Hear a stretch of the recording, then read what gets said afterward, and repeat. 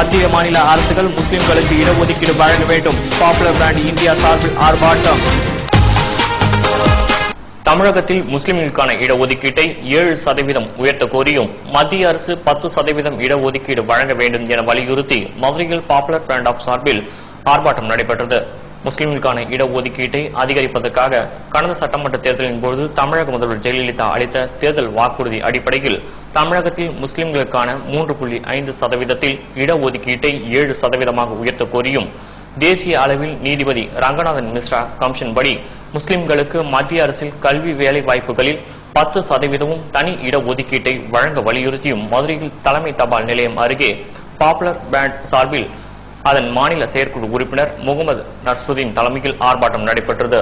இந்த ஆர்ப்பாட்டத்தில் மதுரை, விருதுநகர், சிவகங்கை, தேனி உட்பட முஸ்லிம்களின் நிர்வாகிகள் மற்றும் ஏராளமான முஸ்லிம் பெண்கள் கலந்து கொண்டனர்.